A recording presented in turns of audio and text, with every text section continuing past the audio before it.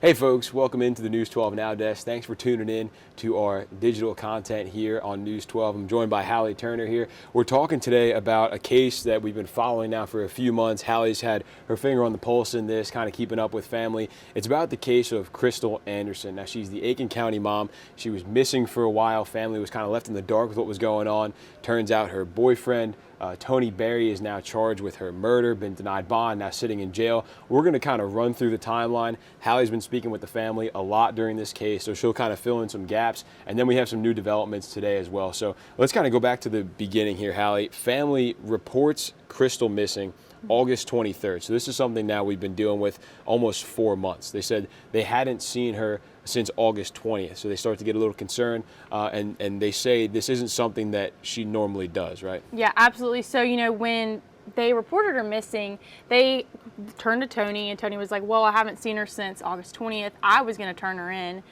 as missing, but he wanted to wait a little bit, and Krystal's sister, Shadira, told him, well, if you don't do something, I am. And so she went to the cops with her family, and they turned her in, and it just has transpired into a whole, on Tuesday, it will mark 4 months. So a whole 4-month journey that Shadira believes could have been solved a little bit sooner had they kind of listened to him. Right, and we'll kind of get into that because it's just a pretty slow-moving process, and then all of a sudden everything happens all at once. It's been a really busy week in this case. So we have that on the 23rd. On the 26th, we pick up with them. So family's worried about Krystal missing. Now we're going on almost a week that they haven't seen her, and the mother last heard from her Saturday the 20th at about, or Saturday the 20th. So now we're going on a week of her being missing. Unlike her, she's a mother of 4. She's got young kids. Family says she sometimes goes on these breaks, but never without her kids. So this is starting to raise some red flags. And now the Aiken County Sheriff's Office is involved. Well, another thing to note on that too is Krystal's active on social media a lot. Her TikTok,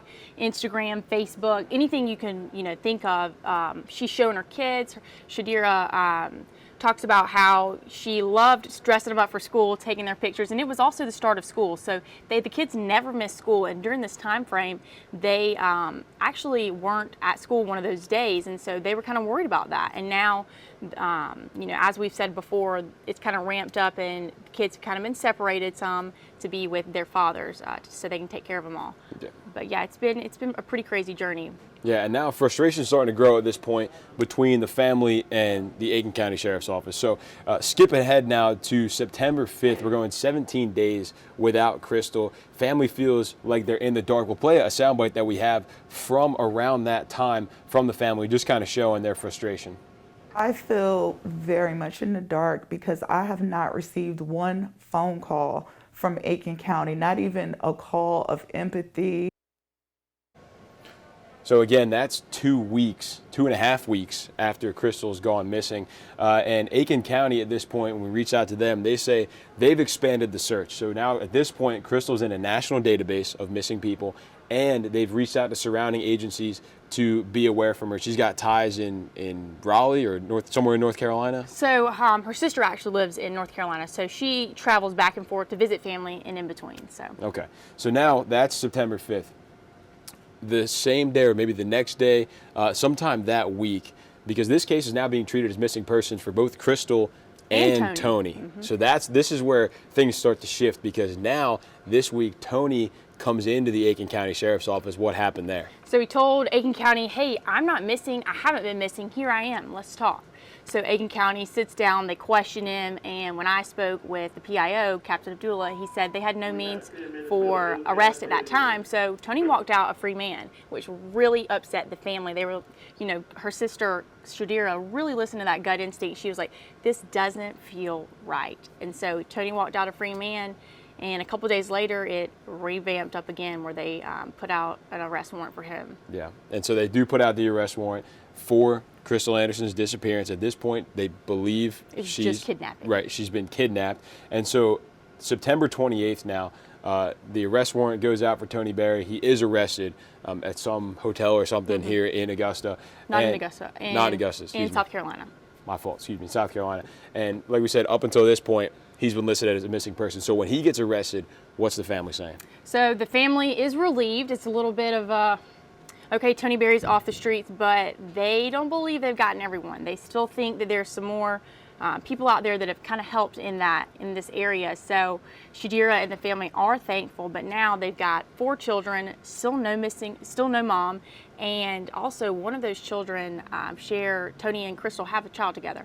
So Serenity is looking for her mom. She's really wanting that answer, that she doesn't have both parents. And so Shadira is trying to figure out how to get in the mix of all of this and take care of all kids on top of Krystal's mother being sick as well. Right, and so that's 2 months ago now. So things have been a little bit quiet for the past 2 months. Obviously, we're still keeping up with the small updates, but then this week, things really start to pick up. So Tony was denied bond for a second time. He requested a second bond hearing just to see if the judges would do anything, or judge would do anything more in that. And he showed back up on Monday for that, and it was actually denied again. And the courts told the family that they were pursuing a murder charge, and at that time had not charged him, but on Tuesday, he got that murder charge. And that was a big moment for the family, to hear the word murder in relation to their loved one, Krystal, who they thought had just been missing. They're holding out this hope that she'll be home for Christmas, get to see her family, be around for the holidays. When they hear that murder, that kind of changed things for them. Oh, yeah. Shadira says that she lost, at that moment, her faith that Krystal would ever return, that she'd ever lay eyes back on her, really began to fade. And that worry of, how do I tell my 4 nieces and nephews that their mom's not going to be here for Christmas? And October was also, let's back up a little bit, a big month for them too. There's birthdays. Krystal had a birthday, a couple of the children, they're not here. She's missed birthdays now. She's missed Thanksgiving. Think about Christmas. I don't know what I would do without my mom for Christmas. Yeah, and like you said, Serenity, mom's missing, and dad at this point has been taken into custody. Absolutely. So both parents now out of the picture for the holidays, and just can't imagine what that's like for 7-year-old. Yeah, she just turned 7. She actually told Shadira this week that when Shadira was doing her hair for school, that she said she wanted a new dad. She didn't want Tony as her dad anymore, and that is just heart-wrenching. For a 7-year-old to have that thought, it's just, she understands what's going on, but she doesn't really know. They're trying at 7 years old. How do you comprehend all of that? Yeah, it's just something a 7-year-old shouldn't have to try to comprehend. Absolutely, but they say she's so mature. She's handled this so well. She even, for her birthday, wanted Krystal's picture on her birthday cake. And so things have started to pick up, like we said. So we had that early in the week, and then yesterday we get another breakthrough. So yesterday we get Tony's son, Darius, has been arrested. So what happened there? So Darius is younger, and it kind of came as a shock to family about Darius being charged with accessory to murder after the fact. So he kind of knew what was going on. We'll have further details on that later this afternoon, but it was a semi-shock for them, I have to say. And yesterday I did attend his bond hearing, and he got bond for $20,000, and he will be able to wear an ankle monitor until they say so. But the family he cannot have any contact with Krystal's family from here on out. Right, and so one of the big things we got from that yesterday too was we learned a lot of new information. So kind of a timeline that the sheriff's office had of what happened, what led them to the point of arresting Tony, 1, and then arresting Darius, 2. So what we learned was officials believe that Tony killed Krystal Anderson on August 20th, so coming up on 4 months now. Killed her on the 20th, sometime between 9:30 and 11:30 that night. So what we know is a witness saw some sort of argument between Tony and Krystal that day, and then later that night, somebody saw Tony putting Krystal into a car, his Cadillac. And what's weird about that is Shadira's family told law enforcement, they told us that the children, they heard the argument. They saw, one of the sons saw Krystal being put into that trunk, and we don't know what happened with that, but that, they did believe all of that happened on the 20th, but that he planned all of this out, and they were able to find that through a cell phone database search where he searched up how to commit this crime and then leave no evidence behind. Yep, and they found, I guess, a receipt or something that he had purchased. And just listen to what he had purchased: a gas-powered auger, so to dig a hole, a shovel, fuel, coveralls, gloves, trash bags, and plastic wrap. So he was ready for this, and that is so sad. Right. This, I'm not an expert by any means, but that doesn't sound like everyday things that you're buying at the grocery store. Absolutely not. So that is some new stuff that we learned at the bond hearing and throughout the day, yesterday and into today. and like you said, researching how to commit this crime and leave no evidence. So now, how does the family feel? Because they've been saying this for 4 months now, that they believe something's fishy. Tony Berry could be a suspect. They don't believe their sister would, or that Krystal would just up and leave without her kids. And now they've gone through this hope of having her back, and then all of a sudden this devastation of realizing she's probably not coming back. So where are they at today? You talked to the sister again, Shadira, this morning. How are they doing? I mean, think about it. Their emotions are up and down, up and down. They just pray that they can find her alive somewhere. They just want her back. And for them, this Shadira this morning, you know, she has been so upset. Her voice is gone. She's just getting sick. I mean, and that fear of, how do you tell 7-year-old Serenity that her mother has passed? Like, you know, you just don't know how to do that, and she doesn't, you know if she'll be able to tell her. And again, we'll have more on that. But they're upset. They feel betrayed.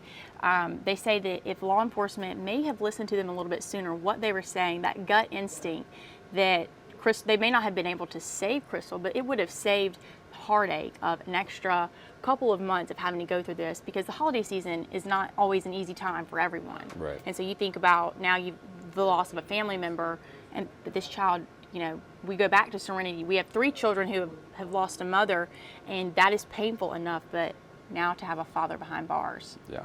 And we do have a quick soundbite here from Shadira from today. It's not new information than what we've been saying right now, but we want to play it just to kind of give you the emotions of what they're feeling. Because we can say it, but to hear it from her is a totally different game. This morning, I took her to school, and she actually got dressed for her birthday. And one of the things she said to me this morning was that, when you take my pictures, I hope my mommy will be able to see my pictures wherever she is. If she has her phone, she'll be able to see my pictures. And then she said, I know she'll be back, but when she comes back, she's going to come to her trailer. So we'll have to go to her trailer because that's where she's going to go. And I just don't know how to tell her. I don't know if I would ever be the person to tell her. I just don't know. I don't have any answers in that area right now. And how would she have answers? Because this is not something she asked for. This is not a role that she was supposed to be playing in these kids' lives. Now all of a sudden, having to be sort of a mother figure to Serenity. She's up in North Carolina right now with Serenity. Mm-hmm. So this is something that has just been a hardship on this family. And we go back to, if they feel that if law enforcement had just listened earlier, again, this could have been, maybe Krystal doesn't get saved, but you could have saved months of heartache and pain and hope that she was going to come back. Well, another thing to note too is, you know, everyone takes to social media when a case like this goes, you know, national. And Shadira told me that a lot of people have been trying to gain some fame off of this, and it doesn't do anything but confuse other people. It confuses investigators, law enforcement. It doesn't make it any easier when they're in her inbox constantly about, you know, things they may think has happened. And so it has been very hard as well on that, to get all of those social media inboxes everywhere with people trying to take over this case that really don't know anything about it. Yeah, and this era of social media and digital, Absolutely. Everybody becomes an expert on everything. And Oh, so yeah. it, at the end of the day, like you said, only makes it harder and more confusing, and especially just keep coming back to these kids who are just, you know, young kids. I mean, we see the pictures. I'll pull these back up. A young woman with some young babies just now. She just turned 31 too in October. Yeah, 31 years old. Serenity's 7, and you see these kids not much older than that. Some maybe younger than that. And it's just obviously a very hard, confusing, difficult time for this family. But it's good to finally see some progress being made in this case, because you can't imagine just the mental torture, really, the emotional distress they've been going through. They're ready for justice. They're ready for this case to be closed, but they're also ready. You know, Shadira's talked about how going through this isn't an easy process. And she's been working with something on the side to be able to help other people in the future who will go through something like this, so that they don't have to endure what she and her family have gone through. Yeah, so we know bond was denied for Tony, $20,000 for Darius. Do we know what's next? Do we have a timeline of court dates, anything like that? So actually, Darius will go to court in February and then again in March. So again, that's no contact. He can't have any contact with the family. And coming up tonight, night, we'll actually hear that he was in contact with the family, which has caused, some of that betrayal, some of that hurt. So for right now, that's all we kind of know where we're at. So yesterday he was charged, and we'll wait to hear when he's released. Yeah, so like I said, Hallie has done extensive reporting on this. If you've missed any of it, it's all on our website, WRDW.com. You can search Hallie, you can search Krystal Anderson, you can search Tony Berry.